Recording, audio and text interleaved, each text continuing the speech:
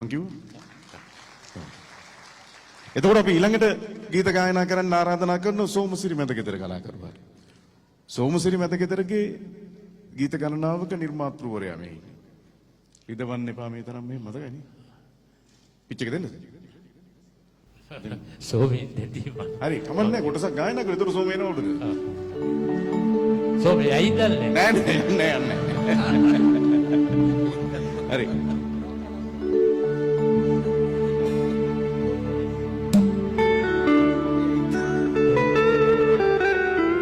සෝමසිරයා දෙන්න ගොඩද?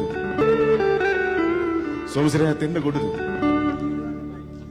රිදවල් එපා මේ තරම් මට ආදරේ ඔබ නම් ලා ලා ලා ලා ලා ලා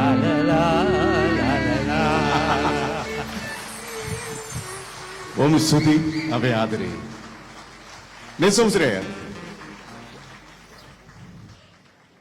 ඒක තමයි ඕමම තප්පරයක් ඉඳලා මේ සොමේ ජාතික තරුණ සභාවේ යෝන්ගේ කණ්ඩායමේ ගායන ශිල්පියෙක් විතර ජනප්‍රිය වෙනකොට අර ගණේමුල්ල ස්ටේෂන් එකේ läගගෙන නිමල් ගුණසේකර අල්ලගන්න කාපු කට්ට ගැන චුට්ටක් කියමුද මේ සභාවට? ඔව්. සියලු දෙනාම අවසරයි. නිමල්ලේ ඉස්සරහම තියාගෙන කියන්න ලැබීම මම භාග්‍යයක් කොට සැලකනවා.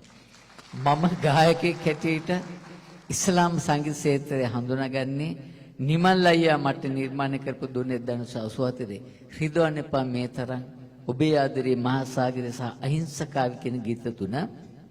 ඒ ගීත තුන තමයි නිමල් අයියා මම ගායකයෙක් හැටියට මුළු රටම හඳුනාගත්තේ. ඉතින් මේ ගීත අදත් මම ගායනවා 84 ඉඳලා.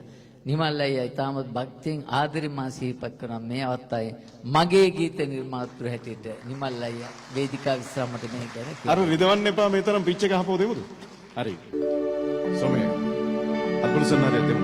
පොඩි වැඩ.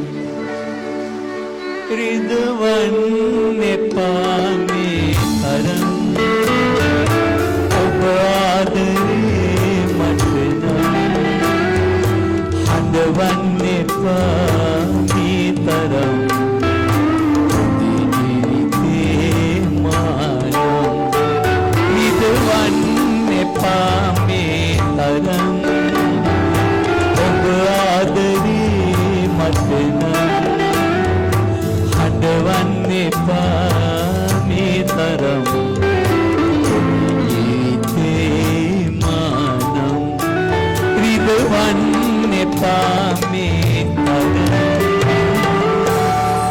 ඒ විශිෂ්ටයට අපේ ගෞරවය. බොහොම ස්තුතියි. රිදවන්න එපා මේ තරම්.